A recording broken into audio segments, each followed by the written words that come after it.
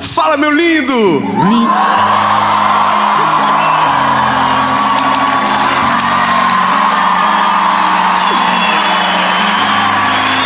Olha.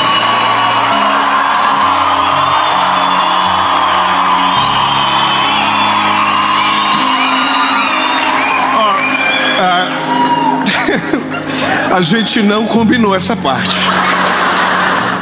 Nós estamos em São Paulo e hoje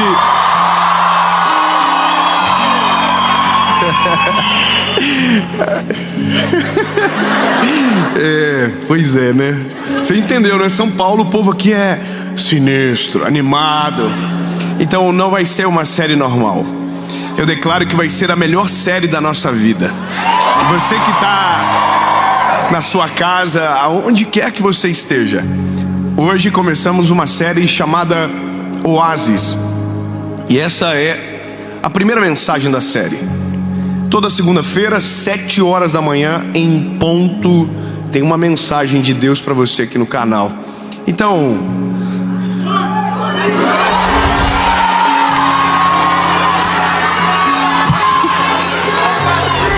meu irmão, tá vendo? O povo tá me ajudando, porque você vê o vídeo, não vou curtir. Não, curte o vídeo, compartilha, manda no grupo dos amigos, entendeu? Nem que seja para dar uma alfinetada em alguém, manda. No grupo de política que dando maior rebu, manda. Entendeu? Ativa o sininho, isso, minha irmã. Ativa o sininho, que toda segunda-feira você vai ser lembrado. E por falar em mensagem que você vai ser lembrado, que bom que você chegou, porque agora nós damos início oficialmente da série Oásis. E essa palavra eu tenho certeza absoluta que Deus vai falar com você. Vamos pro vídeo.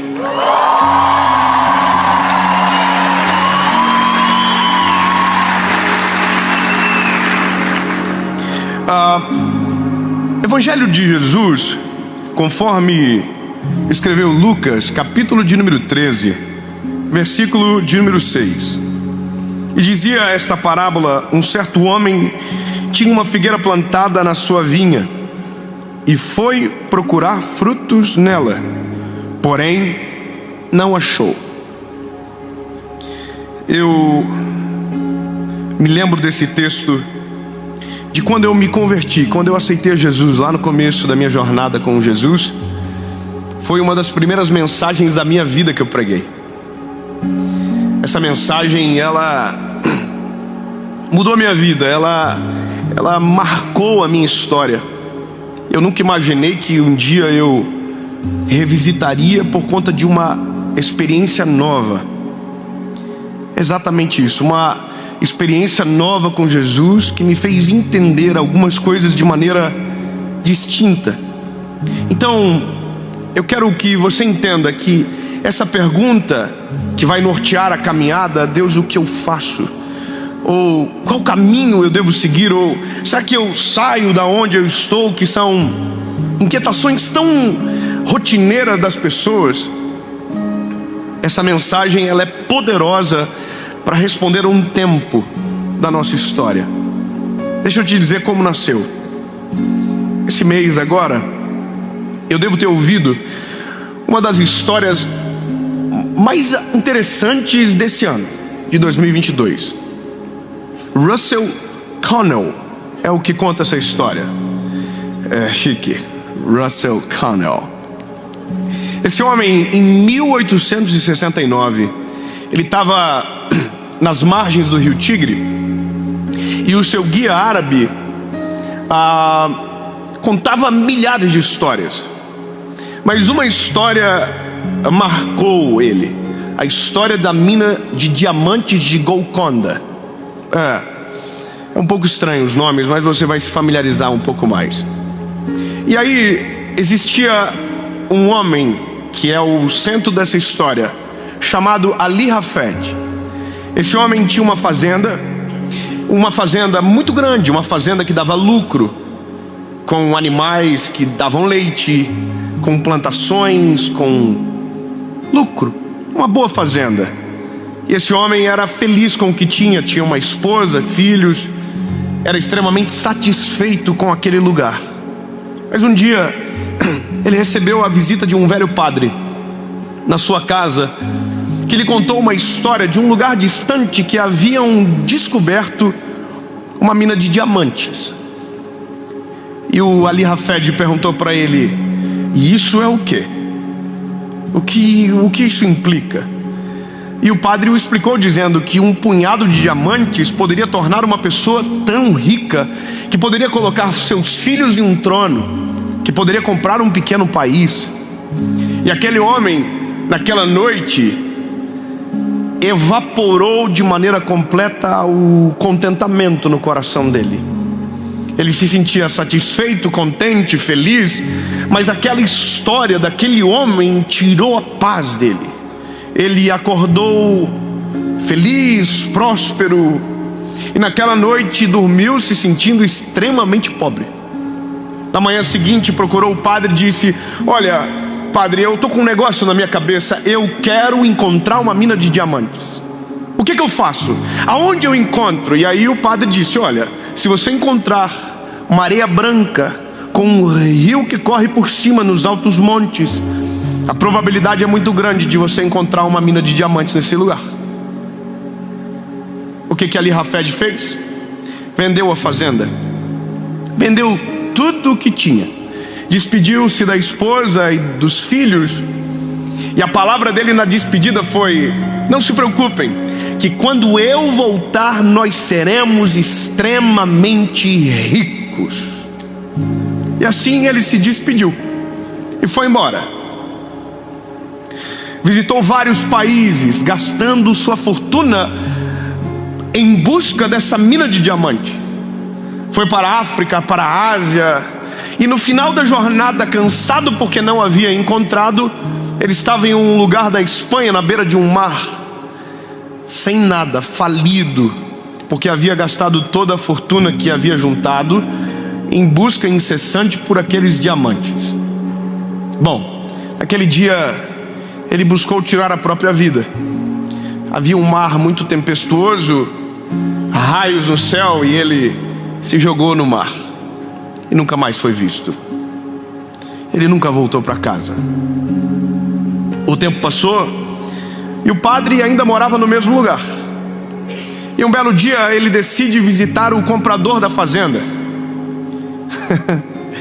E quando ele chega na casa do comprador daquela fazenda que Ali Hafed vendeu, viu no armário umas pedras pretas, cujo qual a luz que entrava na janela refletia e difundia cores coloridas daquela pedra. E ele disse para o homem: o que é aquilo? E o dono da fazenda disse: é uma pedra que eu achei no lago da fazenda. E o padre falou: não, isso não é uma pedra, isso é um diamante. E ele disse: não, é uma pedra. E o padre disse: então me leva aonde você achou. E chegaram em um lugar da fazenda, em um monte alto, com areias brancas, com um rio que corria. E o homem disse ao padre: eu achei aqui. E o padre colocou a mão por baixo, revirou a areia, e na mão dele veio pedras muito mais belas do que aquela que estava no armário do dono. Resumindo, havia uma mina de diamantes debaixo de Hafed. Havia um tesouro incalculável debaixo dele. E ele não se deu conta. Sabe o que é interessante? Essa história não é uma mentira. Essa história é real. Essa história foi contada por mais de 6.000 vezes por Russell Connell.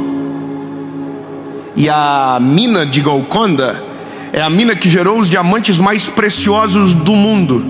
Inclusive, todas as pedras da coroa da rainha mãe, que agora faleceu, são desse lugar. O que me parte o coração, e eu acredito que o seu também, é imaginar que alguém perdeu tudo por algo que tinha debaixo dos olhos dele. Que alguém abriu mão de tudo que tinha por algo que sequer era tangível. Abandonou o real E isso não aconteceu em 1869 somente. Isso acontece todos os dias. Todos os dias tem alguém dizendo: eu não sirvo para este lugar, ou este lugar não serve para mim. Todos os dias tem alguém dizendo: eu quero ir para outro lugar, eu quero uma outra família, eu quero um outro trabalho, eu quero filhos novos, eu quero algo melhor. E sabe o que acontece, lindo? Porque nós olhamos de maneira errada, perdemos a riqueza que está debaixo dos nossos olhos. Miramos errado e perdemos aquilo que Deus já colocou nas nossas mãos. Sabe, esse negócio de Deus, o que eu posso fazer, o que eu faço, às vezes Deus só está dizendo: fica onde você está, não se mova, remova a terra que está debaixo dos seus pés, que você vai ver. Tem esperança aonde você está, tem diamantes debaixo de você. Glória a Deus, eu vi um aleluia. Eu vou repetir: tem diamantes debaixo de você. E é óbvio que eu não posso ficar na história somente. A Bíblia é o manual de regra e fé, o início, o meio e o para sempre. E sabe, o texto que lemos conta a história de uma figueira plantada no meio de uma vinha. É interessante entender o detalhe. A figueira nasce em qualquer lugar, dá em qualquer lugar, mas uma vinha não. Uma vinha, ela é exigente, ela precisa do solo perfeito, da temperatura ideal. Ela precisa, ela é exigente, ela é mimimi. É a geração que tem no nosso meio hoje. Aqui não tem ninguém. Aleluia.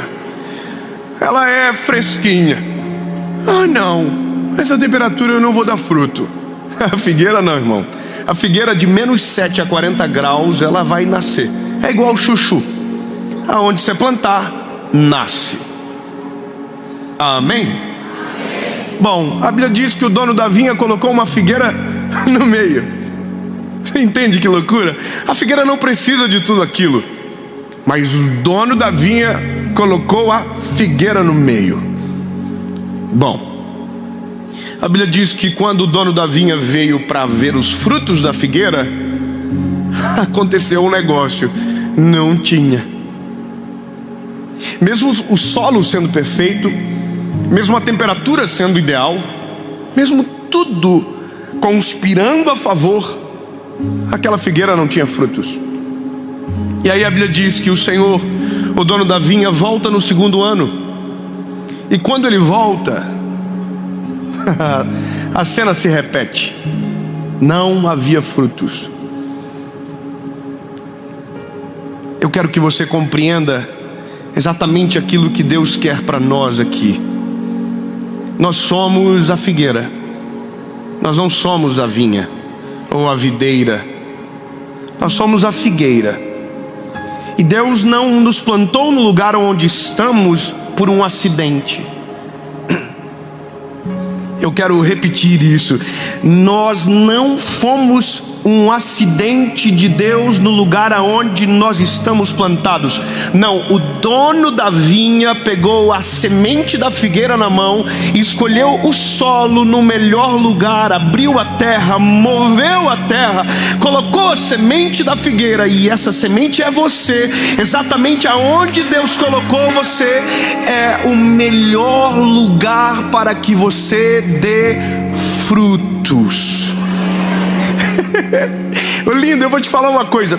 Todas as vezes que alguém conversa comigo sobre aquilo que a gente vive, chega à mesma conclusão que eu nasci no lugar errado. A logística da minha cidade é ruim. Todo mundo diz: por que você viaja tanto? Se você morasse em São Paulo se você morasse em São Paulo, você estaria a um voo de todos os destinos. Por que pegar 2 voos? Lindo, tudo bem você querer se mudar, e eu não estou dizendo que você não pode. Só estou dizendo que no meu caso é Deus dizendo: oh, lindo, fica aonde você está, porque o que faz você dar frutos, entenda, deixa, já chego lá, só para não confundir. É que eu sou apaixonado nisso aqui, irmão. O que faz... Não, já chegamos lá. Eu nasci em Joinville. Eu queria ter nascido em São Paulo. Queria. Aliás, eu queria muita coisa. Eu queria ter nascido na casa do Silvio Santos. Eu sou amigo da família hoje e eu fico pensando: por que, Senhor? Eu não comi sucrilhos quando eu era pequeno. Eles comem sucrilho Kellogg's desde quando se entende por gente. Já pensou acordar de manhã, o papai dizer: mas oi, olha só. Desculpa, perdão, me empolguei. Mas imagina, ou melhor, eu queria ter nascido na casa do Billy Graham. Eu sou um evangelista. Já pensou eu acordar e o meu papai dizer: filho, abra sua Bíblia. Porque o papai vai te ensinar algumas coisas que o papai aprendeu com o mestre. Seria extraordinário. E esse é um negócio na nossa mente. Nós sempre estamos nos movendo de um lado para o outro, pensando que as oportunidades somos nós que criamos. Nós queremos tal lugar porque pra gente é melhor. Nós queremos aquela paternidade porque pra gente faz mais sentido. Mas tira tudo isso da tua cabeça e agora olha o contrário. O que glorifica mais o nome do Senhor? O filho do Billy Graham pregando, ou um garoto de Joinville, filho de pai que ninguém conhece, de mãe que ninguém sabe, pregando o evangelho? Você entende? O que para mim não faz sentido, Deus diz: é exatamente isso que eu quero, para que a glória não seja da figueira, para que a glória seja de quem plantou ela. Bom, eu quero que você saiba que a maior pobreza do homem não é a material, é a espiritual. E é exatamente isso que faz as pessoas confundirem tanto a sua realidade. Grava muito bem o que eu vou te dizer, meu lindo. A nossa pobreza espiritual faz com que os nossos olhos físicos não percebam a riqueza que está à nossa volta. Somos multimilionários. 10 irmãos receberam. Somos multimilionários. Nossa família é uma riqueza incalculável. Nossos filhos são uma riqueza extraordinária. Os nossos pais, o nosso trabalho, aonde nascemos, é um solo perfeito de milhares de riquezas escondidas que só vai descobrir quem ficar para cavar e mexer na terra. Portanto, meu lindo, ao invés de viver uma vida de fuga, tentando encontrar um lugar para dar frutos, comece a mexer a terra onde Deus te plantou. Os diamantes estão debaixo de você. A figueira está plantada no meio da vinha. Na terceira vez que o dono da vinha vem para ver a figueira. Interessante isso, né? Confesso para você que me incomoda um pouco você ter uma vinha que dá lucro e prestar atenção na figueira. Você ter um monte de árvores valorosas e se preocupar com a que não vai te dar lucro. Mano, deixa eu te dar uma notícia. Não tem nenhuma videira no nosso meio aqui não, tá? Todos nós somos figueiras. Tinha gente melhor. Jesus escolheu eu e você. É difícil, né? Os irmãos até dão uma glorificadinha, mas bem de leve. Porque a gente tem dificuldade de reconhecer que só Deus para olhar para alguém como eu e você e dizer: eu quero ver o fruto desse garoto. É só Deus para colocar a gente no lugar perfeito para dar frutos, no solo controlado, na temperatura ideal. Só Ele. Bom, mas Ele cansa. E o dono da vinha cansa. O dono da vinha diz: olha, é o 3º ano que eu venho aqui, e essa figueira jaguarinha, na minha cidade a gente fala assim, aqui é bandida, ela não dá fruto. Corta e joga ela no fogo. Aí a Bíblia diz que tem um outro personagem que aparece, o viticultor, que é o que trabalhava todos os dias na vinha. Ele é especialista em videira, mas a figueira está ali, e ele está apaixonado na figueira. E ele diz para o dono da vinha: mais uma chance. Obrigado. Alguém entendeu? Alguém entendeu? Eu vou dizer de novo. O viticultor diz: mais uma chance. Irmão, a chance é sua. Fala pro irmão que está do teu lado, que ainda não descobriu que é milionário. Fala assim: mais uma chance. Mais uma chance para você ser grato a Deus pelo teu trabalho. Mais uma chance para você parar de reclamar. Mais uma chance para você começar a celebrar o que Deus já te deu. Mais uma chance. Mais uma chance para o fruto aparecer. Sabe, eu vou te falar um negócio. O viticultor tem a gente sabe quem ele é. Ele está pedindo mais uma chance para o dono da vinha que já passou 3 anos. Mas é porque ele quer que a figueira acorde, sabe? A Bíblia diz que ele move a terra tudo de novo. Ele deita esterco. Ele retrabalha em algo que já trabalhou, para dar uma chance. Eu vou te falar uma coisa, lindo. Algumas mensagens eu gostaria de ter ouvido antes. Sabe, algumas palavras que Deus me dá hoje, eu queria que Deus tivesse dado, e já deve ter dado, mas eu não ouvi, para um outro pregador, para que eu pudesse sentar, ouvir, dizer: eita, é isso. A gente é cabeçudo demais, irmão. A gente vive uma vida às vezes perfeita, e a gente não tem coragem para celebrar e agradecer a Deus pelo que temos, porque parece que nós sempre estamos em procura de uma mina de diamantes, e nós nunca paramos para observar tudo aquilo que Deus já nos deu e que está abaixo dos nossos pés. Eu tinha 23 anos, por aí. Realizei um sonho de comprar um carro meu, um carro dos sonhos. Comprei o carro, e o carro capotou. Com 5 meses eu perdi ele.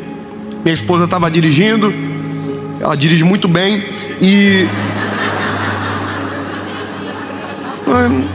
não entendi a referência, os irmãos riram. Ela dirige muito bem, um bêbado que bateu na gente. Tu vê que a falta de um ponto e uma vírgula muda tudo, né? Aí o carro capotou, perdemos o carro, e olha o que aconteceu. Era o primeiro carro que eu tinha seguro, então eu recebi o seguro, comecei a construir uma casa, sobrou 14 mil, e eu comprei um carro no leilão. Meu pai comprou um carro chamado Symbol. Tá vendo? É por isso que eu traumatizei na época, por causa dessa gracinha. Um Symbol. Bom, eu cheguei na casa de um amigo meu com o Symbol, e meu amigo disse: olha, seja bem-vindo ao seleto clube de 14 pessoas do Brasil que tem esse carro. Bom, eu apelidei o carro de simbólico. Simbólico. Simbólico é algo que está no lugar de algo, mas é simbólico, ele não é de verdade. E eu fiz piada com aquele carro, irmão. O simbólico está estacionado, o simbólico está lá, só simbólico, não chama mais. Bom, um dia eu estou na casa de um amigo meu, um amigo rico, assim, com a cara de vocês. Aleluia. Esse irmão, ele já estava despedindo da gente. Eu desci a escadaria da casa dele, e aí estou chegando, tem uma caminhonete maneira, e tem uma moto na frente, uma bis. Os irmãos riram. E aquela motinha econômica, sabe, que só marcha para baixo, pequenininha, parece um grilinho. E ele olhou para aquela moto e falou assim: rapá, pensa uma moto que eu amo. E eu tô olhando para a moto assim, que é isso, hein? E irmão, ele começou a gavar a moto. Essa moto, ela é incrível. Deus que me deu. Segura. E eu tô olhando pra moto assim, E ele, rapaz, deve fazer uns 3 anos que eu não abasteço. De tão econômico. Ele se empolgou um pouco. E irmão, eu tava olhando pra moto e o Espírito Santo falou no meu coração. E quando Deus fala comigo, eu tenho um problema de fabricação, eu choro. Então, eu tô olhando pra moto, Deus tá falando comigo, e o que Deus tá falando comigo é assim: e você, que ainda não aprendeu a ser grato pelas coisas que eu te dou, que não parou para perceber que o que você tem é o sonho de muita gente. Irmão, eu tô olhando pra Bise assim já.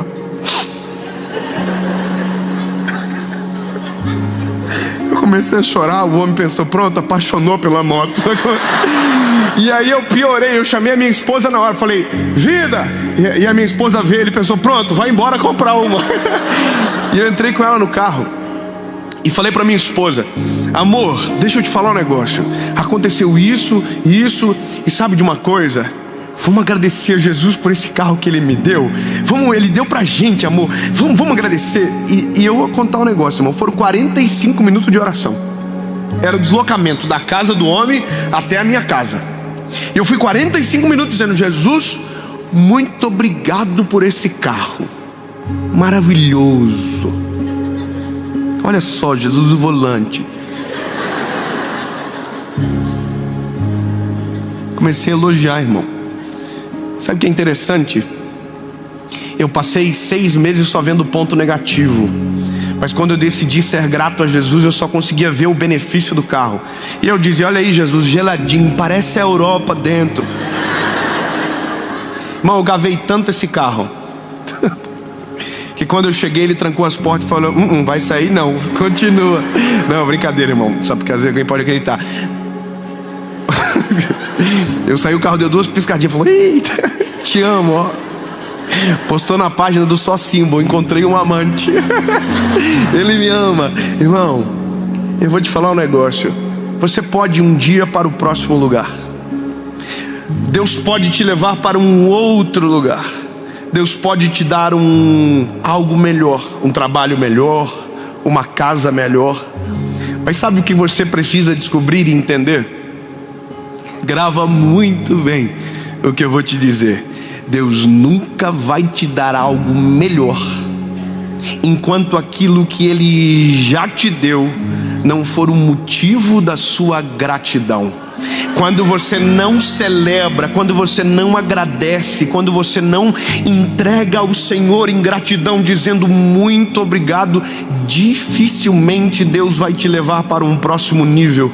Porque se tem algo que destrava você para viver novas estações, é viver de maneira plena, completa e satisfeita. Meu Deus do céu, a estação que Deus te deu para viver agora. Então lindo. Obrigado, irmã. Então lindo. Antes de terminar esse vídeo, procura os teus filhos. Chama ele e diz, oh meu Deus, coisa linda. Às vezes faz tanta bagunça que eu não aguento mais. Mas Jesus, obrigado, abençoa. Vai no seu carro que você reclama a semana toda, entra nele e diz, Jesus, muito obrigado, Senhor. Pode não ser o melhor, mas é o que eu tenho agora. Muito obrigado, Jesus. Vá para o seu trabalho, entra, abençoa todo mundo, abençoa até a Jéssica que recebeu aumento e você não. Sabe, tem uma Jéssica no meio que ficou feliz aí, ó. Profético. Você entende? Abraço, chefe, de obrigado, Jesus. Espera uns 5 dias para a mensagem trabalhar bem em você, mas depois faz. Mas entenda, você não precisa ir para um outro lugar para ser rico, para ser feliz, para ser satisfeito. Você só precisa entender que toda a riqueza que você precisa, Deus já colocou debaixo dos teus pés. Aprenda a desfrutar de cada estação. E a figueira? Preciso concluir a figueira. Bom, irmão, ninguém sabe. O senhor sabe o que rolou depois? Não conta. Só fala que a figueira teve mais uma chance. Eu não sei o que vai acontecer depois com você, mas eu sei que hoje Deus está te dando mais uma chance.